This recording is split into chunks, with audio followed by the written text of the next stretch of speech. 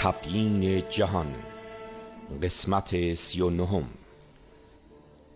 بخش پایانی قاعده 4 تکامل، تطبیق یا وحدت قاعده اساسی تکامل.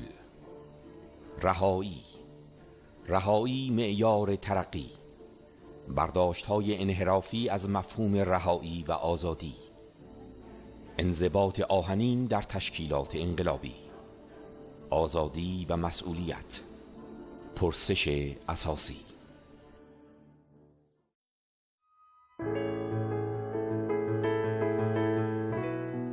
رهایی معیار ترقی.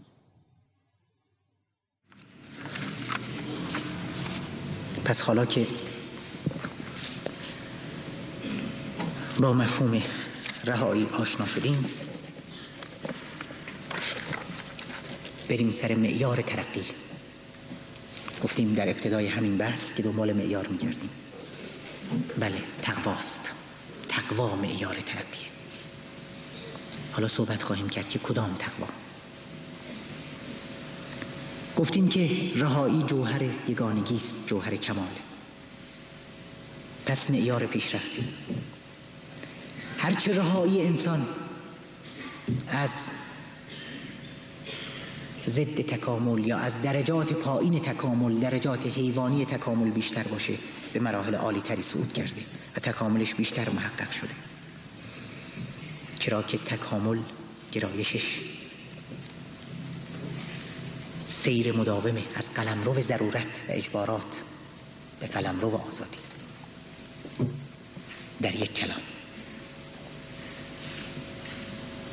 بنابراین هر سیستمی، چه یک دایناسور، یک فرد، یک اجتماع یا یک سازمان، هرچه از قلمرو ضرورت‌ها و اجبارات کاهنده و پست و پایین آورنده رهاتر بشه، با کسب استقلال واقعی به قلمرو آزادی نزدیکتر شده. معنای واقعی تقوا در فرهنگ قرآن هم همینه. تقوای تکاملی و رهایی بخش. با این معیار هست که قرآن محور حرکت فرد و تاریخ رو، انسان و اجتماع رو معرفی میکنه. آیه 13 سوره حجرات: یا ایها الناس انا خلقناکم من ذکر و انثی. ای مردم، ما شما رو مرد و زن آفریدیم. و جعلناکم شعوبا و قبائل، شعبه قبیله، ملت. لتعارفوا، تا در همین رابطه تناقضی، تضادها شناخت پیدا بکنید. اما این نتیجه گیری، شما رو آفریدیم، ملت شدن، طبقه شدن، هر چی که شدن، زن شدن، مرد شدن. محور چیه؟ ان اکرمکم عند الله اتقاکم. بالاترین با تقواترینه.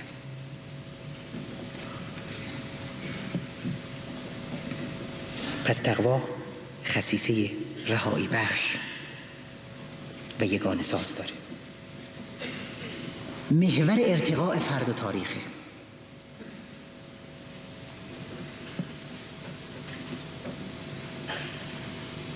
مسیح هم در انجیل گفته بود که حقیقت هم شما را آزاد خواهد کرد، آزادی بخش.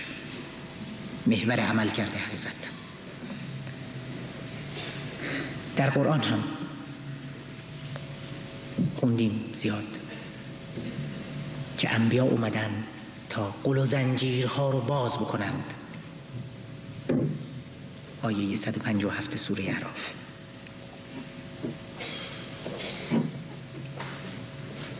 نتیجه بگیریم کیها بالاترند؟ اونهایی که از حیوانیت و خویهای حیوانی دورترند، اونهایی که بیشتر در جهت یگانگی حرکت میکنند.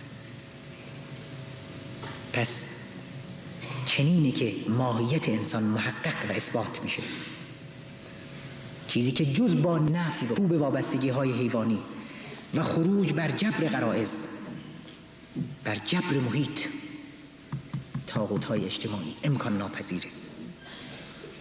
پس بنابراین تقوا الزاماً حاوی رد وضع موجود، حاوی رد خرسندی از وضع موجود به خاطر ارتقاء به یک موقعیت بالاتره. یعنی خروج بر جو جبری جامعه، هجرت فعال از اون، هجرت رزمنده از اون، در شوریدن قیام کردن. به قول سوره آل عمران کنتم خیر امت اخرجت للناس تأمرون بالمعروف و تنهون عن المنکر. بهترین گروه کیان؟ اونهایی که خروج میکنند از اون جو برای امر به نیکی و برای نهی از بدی. پس به راستی اونهایی که وضعیت غیر تکاملی موجود رو در هر شرایطی پذیرفتند و قدرت شورندگی و قیام رو در قبال اون از دست دادند، هرگز نشانی از تقوا ندارند. نتیجه تقوا نه یک مفهوم پاسیو، منفعل، گوشه نشینانه، منزوی، نه، یک مفهوم خلاق و رزمنده و تکاملی و مبارزاتی است. مفهوم واژگونی اون همون مقدس معابی و مقدس بازی است. دست به سیاه و سفید نزدنه، چنین نیست. چطور که می‌دیدیم کیها رهاترند؟ اونهایی که تجهیزات تطابقی کاملتر و پیچیده تری می‌داشتند، در مقابل محیط فعالتر بودند، زیادتر استقامت می‌ورزیدند. اونجا معیار عوض نشده، اینجا هم همینطوره.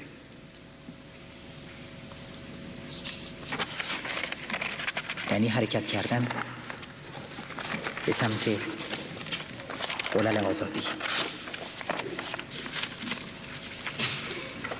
کدوم انسان مترقی تره؟ اون که درجه تقواش بیشتره، اون که رهاتره.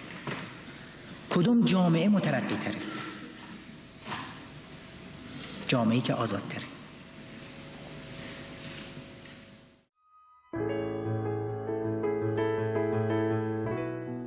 اساس آگاهانه تقوا و آزادی. ولی مفهوم تقوا به این معنا، مفهوم آزادی، هیچ وقت منتزع از آگاهی نیست. آزاد شدن در مقابل اجبارات، تجهیزات میخواست. بدون تجهیزات که آزاد نمیشد. که آزادی شعار، که شعار تو خالی نیست. میبایست ما هم آگاه باشیم تا بتونیم آزاد باشیم. چند لحظه بعد بیشتر در این مورد توضیح میدم، چون میخوام بگم در مورد جامعه هم وقتی میگیم جامعه آزاده، یک مبنای آگاهانه، یعنی رشد نیروهای مولدش، رشد صنعت و فنون و تکنولوژی و اینهاش هست. یعنی جامعه مترقی تر یکی از ارکانش هم اینه، یکی از ارکان و نه تمامیت، که در رابطه با طبیعت هم رهاتر باشه. یعنی تجهیزات، ابزار، آلات مجهزتری داشته باشه و از این در روابط اجتماعی عادلانه استفاده بکنه. چون ارکان زندگی اجتماعی یکی تولیدی است که ما میکنیم برای معاشمون، وسایلمون، البسمون، تمام اینهایی که لازم داریم تا باش رفع نیاز بکنیم. اینها لازم هستند ولی کافی نیستند. باید دید با چه روابط این تولیدات رو با هم در می آمیزیم. روابط ناعادلانه، یعنی طبقات بالا و پایین، یا روابط عادلانه. پس وقتی میگیم جامعه آزادتر هست، این آزادی بی رابطه با مبانی تولیدیش نیست، گرچه تمام قضیه این نیست و گرچه قضیه رو ما بر مجموع که میسنجیم روی روابط انسانی که تو جامعه هست میسنجیم. یعنی این رو ملاک میگیریم که حالا باز هم توضیح خواهم داد. چرا؟ برای اینکه مگه نگفتیم تکامل و ترقی در یگانگی و آزادی هرچی بیشتره؟ برای حصولش آگاهی لازمه.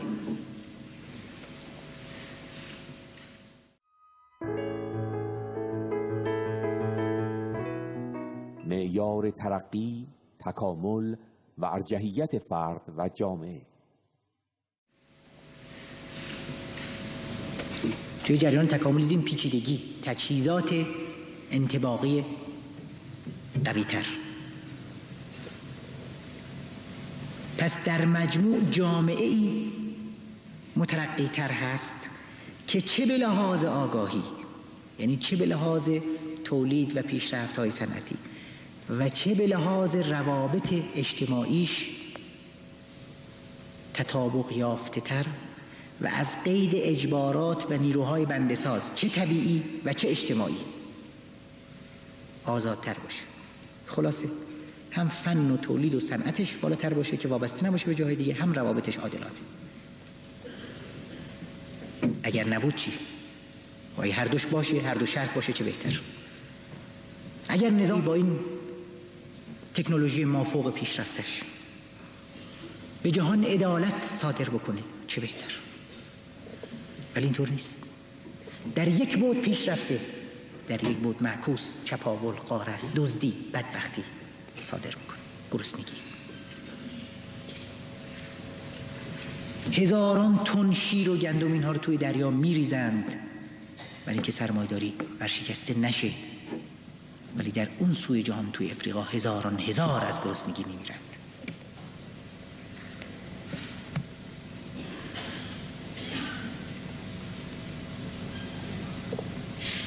همچنان که در مورد یک فرد، اگه فردی هم آگاه تر باشه هم آدمتر به اصطلاح معمول، یعنی هم روابط پاک و عادلانه تری با دیگران برقرار بکنه، خب بهتر. ولی وقتی که این دوتا هر دوش با هم نیست و میخوایم مقایسه بکنیم چه خواهیم کرد؟ طبیعی است عنصر انسانی اصله، یگانگی و رهایی، همون ملاک‌هایی که در آوردیم.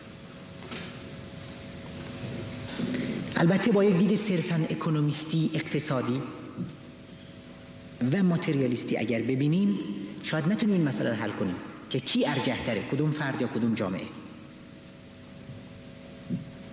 ولی با معیار یگانگی و با معیار توحید، اون جایی که تضادها کمترند، اون جایی که یگانه ترند و اون جایی که رهاترند.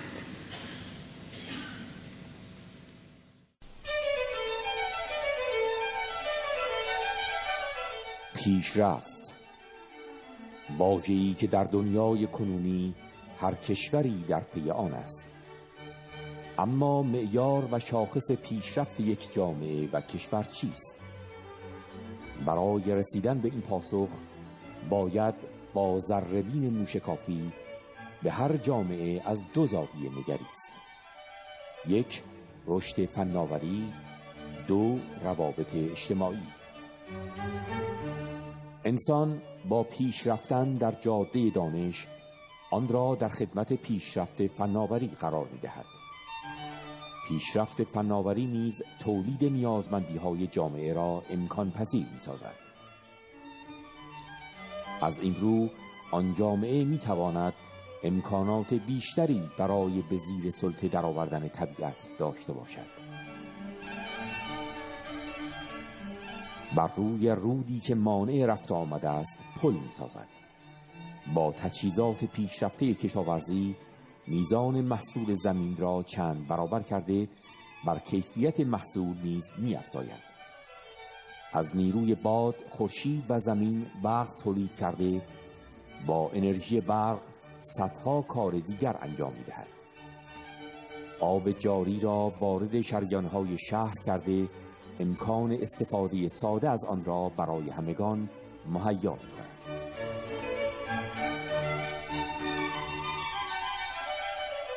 برای اینکه افراد یک جامعه بتوانند از سطح زندگی بهتری برخوردار باشند و تمامی نیازمندی‌های خود را برطرف سازند، باید هرچه بیشتر تولید کنند. تولید و افزایش هرچه بیشتر آن یکی از اصول اساسی پیشرفت یک فرد، یک کشور و جهان است. در حال حاضر همه کشورها برای بالا بردن برتری خود تلاش دارند تولید را افزایش دهند. علاوه بر تولیدات کشاورزی، بشر سعی دارد تولید صنعتی را هم افزایش دهد. اما اینجا ابهامی جلوه‌گر می‌شود. چرا در بسیاری از کشورها و جوامع که به فناوری پیشرفته نیز دست یافته‌اند، باز فقر و نداری گریبان بسیاری از مردم را گرفته است. پاسخ در روابط و مناسبات اجتماعی است. آیا مناسبات اجتماعی آن کشور بستری برای برابری، همدلی و ارزش‌های والای انسانی است، یا پدیده شوم بهره‌کشی و استثمار در تار و پود گردنه آن جامعه تنیده است؟ آیا طبقه حاکم در پی منافع مردم است یا برای افزایش چپاول سرمایه‌های کشور را به بهای فقر و حرمان بیشتر مردم به پای قدرت‌های استعماری می‌ریزد؟ در جوامع طبقاتی به علت حاکمیت استثمار، هر کاری در جهت تشدید بهره‌کشی است. غارت ثروت‌ها و منابع زیرزمینی از جمله نفت، اثرات متعددی در روابط اجتماعی و سرنوشت خلق‌ها به جا می‌گذارد.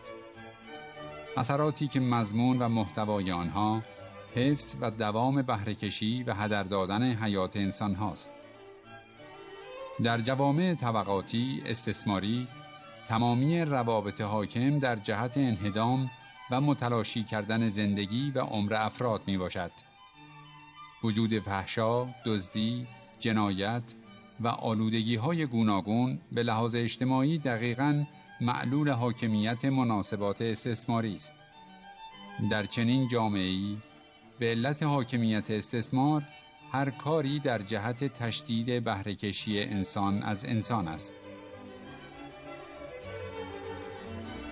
بدین ترتیب روشن می شود که شاخص و معیار پیشرفت یک جامعه از ترکیب دو محور مشخص می گردد. یک، بالا بودن فناوری.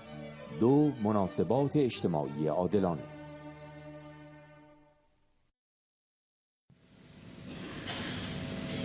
قبلا صحبت کردیم ما به جامعه امام زمان هم بخوایم برسیم، یکی از شروطشونه، شرط پایه‌ایش به اصطلاح حل تضاد اون با طبیعت هم هست.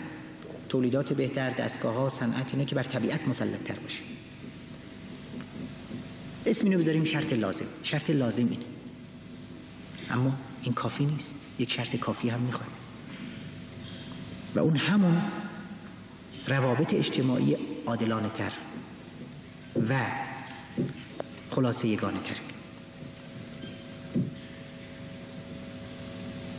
ولی وقتی که این دوتا یکیش هست یکیش نیست، عنصر انسانی رو، یگانگی انسانی رو، اون رو ملاک قرار میدیم و خلاصه در مجموع می‌بینیم که کدام جامعه وحدت بیشتری داره.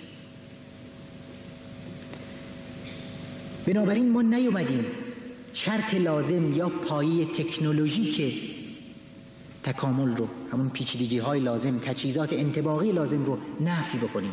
نه، ما دچار غرب زدایی ارتجاعی نیستیم. غرب همه چیزش بد نیست، روابطشه که بده.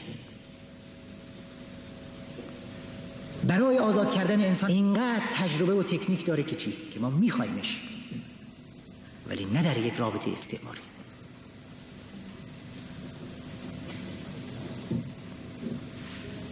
بنابراین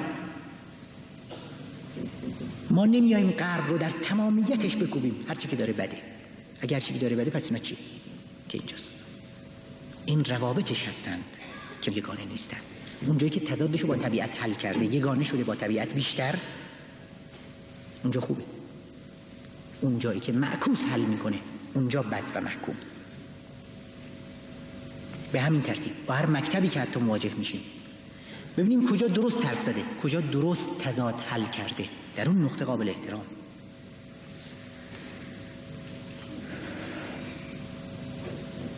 با افراد هم که برخورد میکنیم، با سازمان هم همینطور. اینها رو یک کل یک پارچه بی تضاد نمیبینیم، میبینیم که کجا درست و کجا غلط.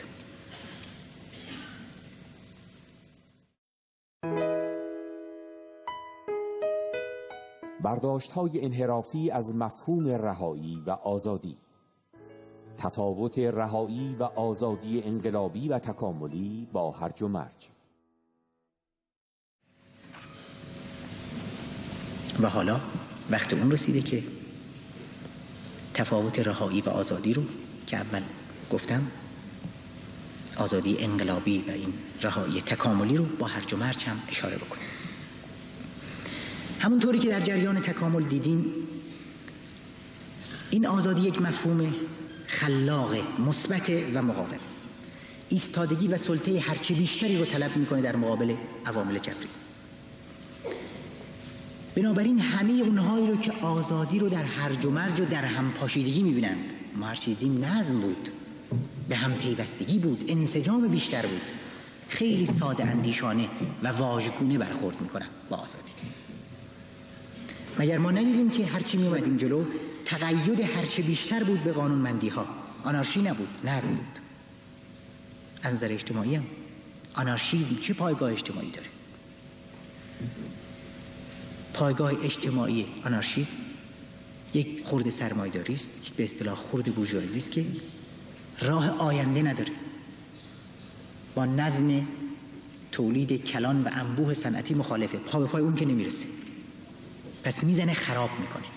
میتونه خراب بکنه ولی نمیتونه بسازه. این اون غریزه وحشی و سازمان ناپذیر و آنارشی که چنین موجودیتی است.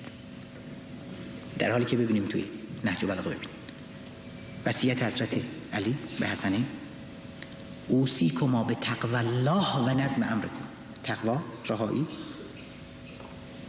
تقوای رهایی بخش قرین دقیقاً و نظم امرکم، با نظم.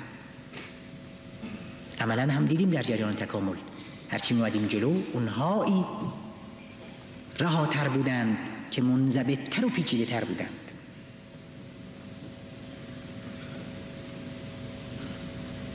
خب در سایر زمینه‌های اجتماعی هم باز به همین قراره. در نظم پذیری مثلا تقوای تشکیلاتی، یعنی پذیرش دیسیپلین، اصول و نظم حاکم بر یک تشکیلات. تا وقتی انقلابی است اگر بخوایم به همش بزنیم کار ضد انقلابی و ضد تکاملی کردیم. تقوای سیاسی، پایبندی به یک نظم و پرنسیپ و اصولی و اخلاقیاتی در روش‌ها و عملکردهای سیاسی. پس خیلی فاصله داریم آزادی و رهایی تکاملی و انقلابی با آنارشی و هرج و مرج.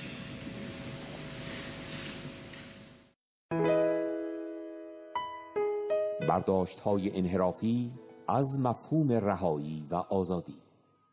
تفاوت رهایی و آزادی انقلابی و تکاملی با لیبرالیسم و مفهوم منفی و فردگرایانه آزادی.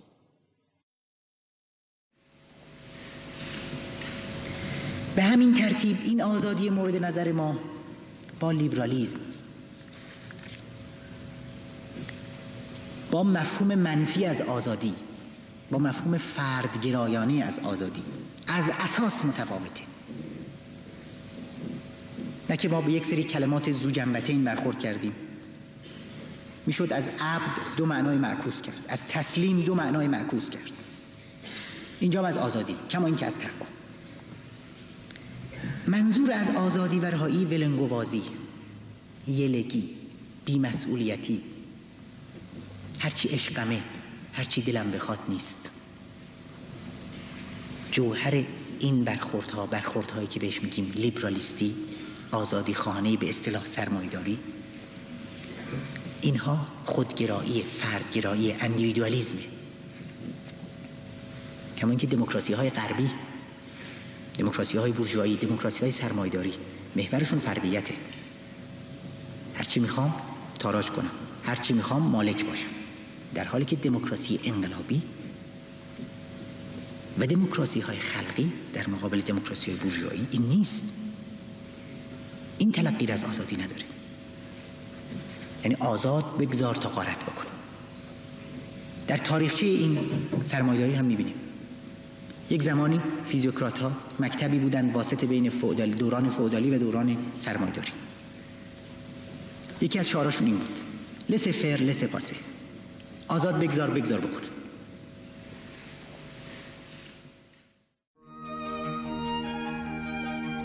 نیمه دوم سده 18 میلادی، پس از سده‌ها حاکمیت فئودالیسم بر جهان، اکنون پی این نظام فرتوت از هم گسسته شده، قطار تکامل اجتماعی می رود تا حرکت خود را بر ریل‌های نظام سرمایه‌داری ادامه دهد.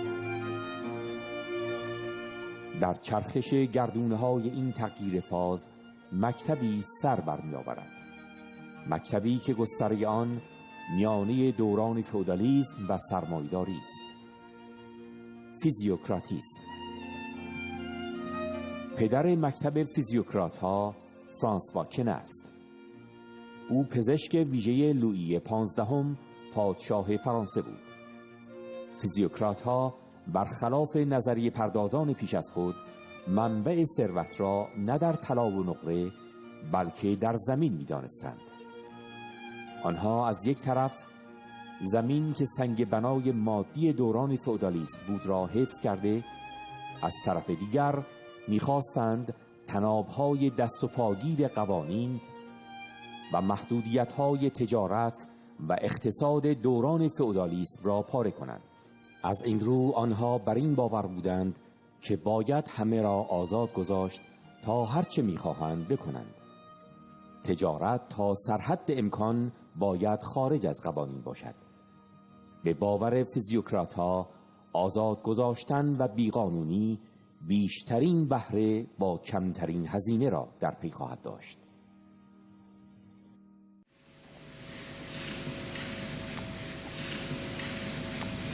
اینطوری که نمیتونیم آزاد بگذاریم، یعنی در هم بپاشون.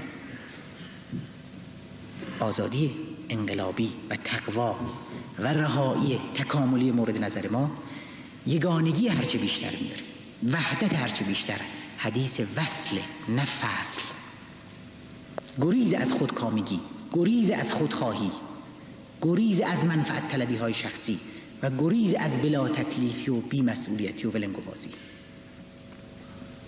اون آزادی اون شکلی پوچه، میان توهیست، محتوا نداره. آزادی مورد نظر ما آزادی از اجبارات به زمین زننده و کاهنده است.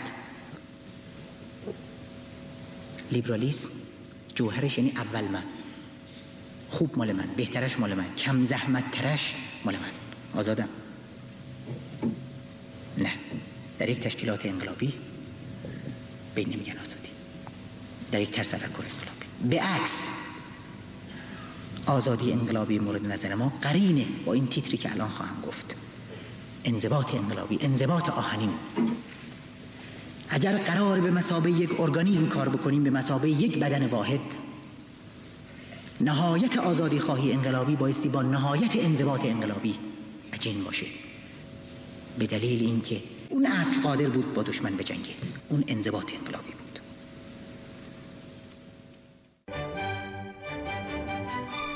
یک نمونه تاریخی از اهمیت و کارایی تشکیلات انقلابی. 25 اکتبر 1917 انقلاب کبیر شوروی، انقلابی به رهبری لنین که پس از سالها نبرد و کشمکش به پیروزی رسید. حال پس از پیروزی باید نظم نوینی حاکم کرد.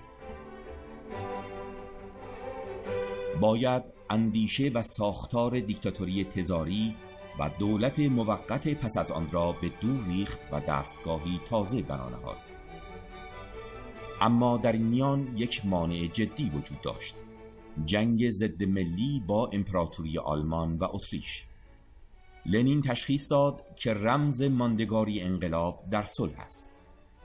پس از فراز و نشیب‌های زیاد، روز 18 فوریه 1918 پیشنهاد صلح به طرف آلمانی داده شد. آلمان که از نظر تعادل قوا برتر بود، برای اینکه شرایط صلح را هرچه بیشتر به نفع خود بچرخاند، با تهاجماتی شدید زمین بیشتری به دست آورد. آنگاه روز 22 فوریه صلح را پذیرفت، اما با شرایطی بسیار بسیار سخت و جانکاه. اما اگر مهمترین مسئله حفظ انقلاب نوپا بود، باید بهای آن را پرداخت. از این رو دولت جدید پذیرفت تمامی غرامت جنگ را به آلمان بپردازد.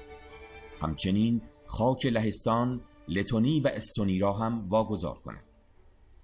اما لنین پیش بینی کرده بود که در آینده بار دیگر می توانند این شرایط سخت و نفسگیر را به نفع انقلاب و مردم بچرخانند. هرچند تعادل قوای روز نشان از وضعیتی سراپا متفاوت نسبت به این باور لنین داشت. پس لنین با اتکا به چه اهرمی به روشن بودن آینده یقین داشت؟ پاسخ انسجام و انضباط یک تشکیلات آهنین و انقلابی بود. لنین در این باره گفت: شرایط سنگین صلح تحمل ناپذیر است، ولی به هر حال تاریخ کار خود را خواهد کرد. در این شرایط بیایید به کار تشکیلاتی و باز هم تشکیلاتی بپردازیم. در این صورت با وجود همه سختی‌ها بیشک آینده از آن ماست.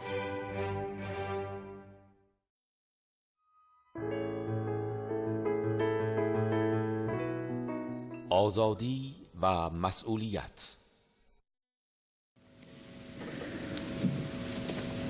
آزادی و مسئولیت.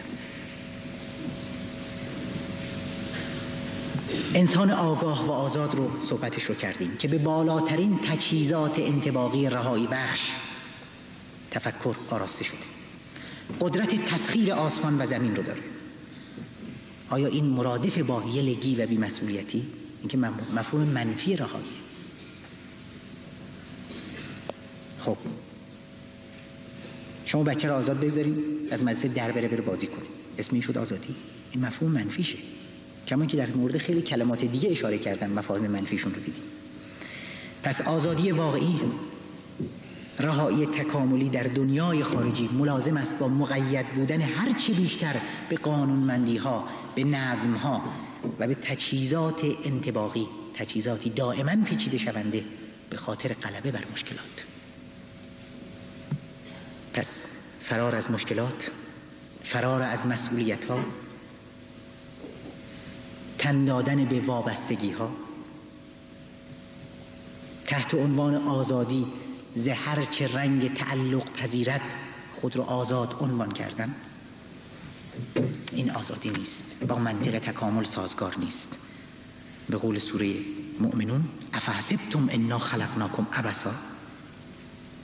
از همه این قضایا برای این که ما بلنگوازی داشته باشیم که تو جریان تکامل چنین چیزی بوده.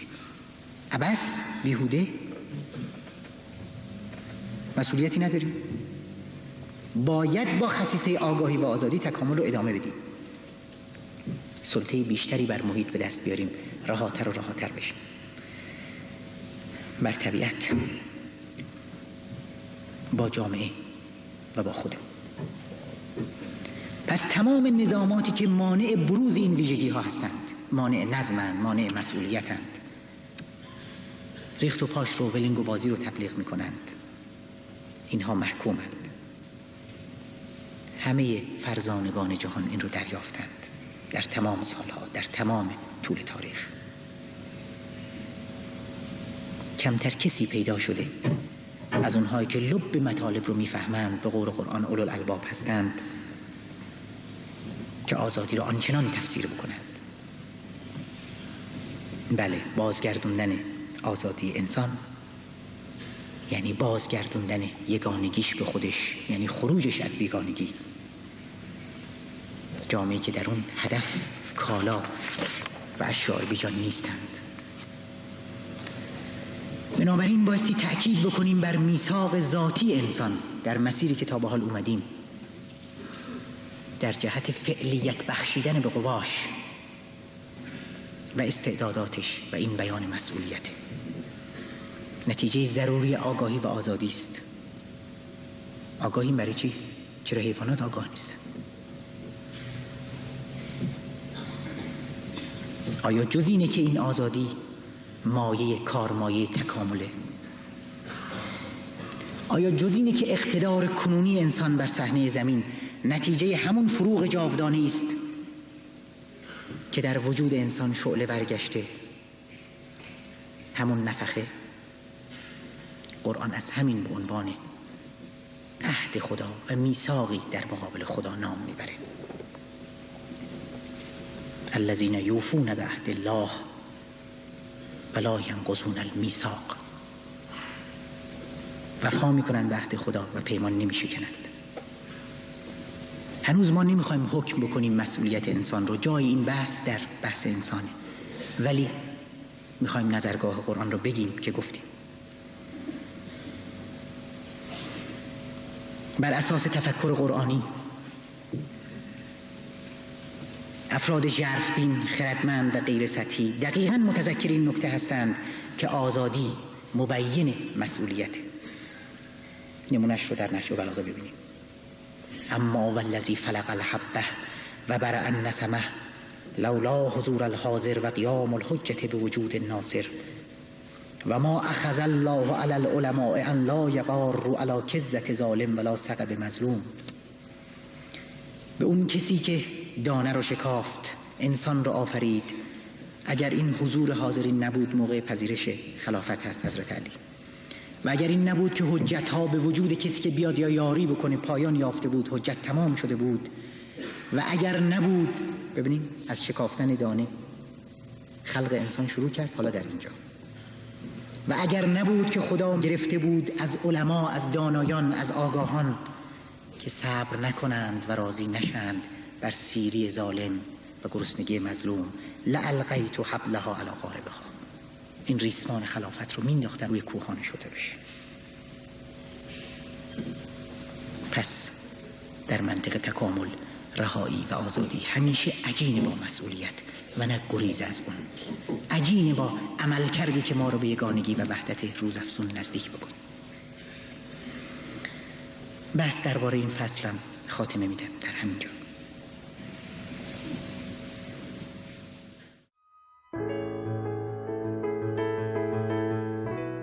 پرسش اساسی.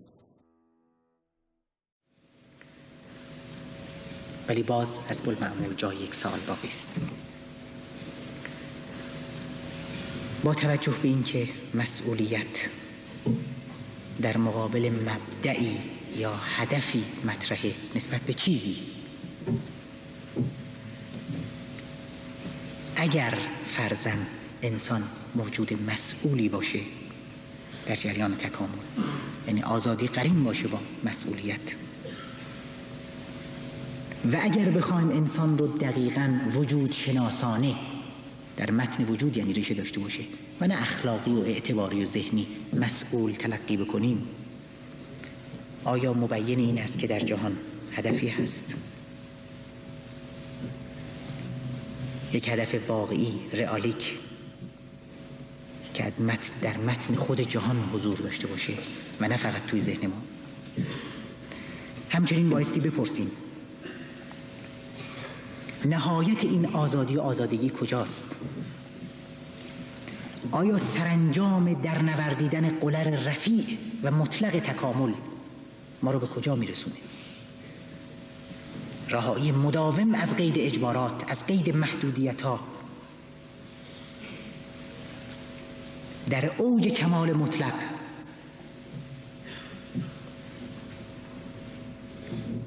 به چه کسی واصل خواهد شد؟ آیا به کسی خواهیم رسید که حتی محدودیت زمان و مکان هم بر او کارگر نیست؟ آیا به کسی خواهیم رسید که از قیودات زمان و مکان هم رهاست؟ یعنی زمان و مکان هم نمیشناسه، یعنی هست ولی فوق زمان و مکان. متشکرم.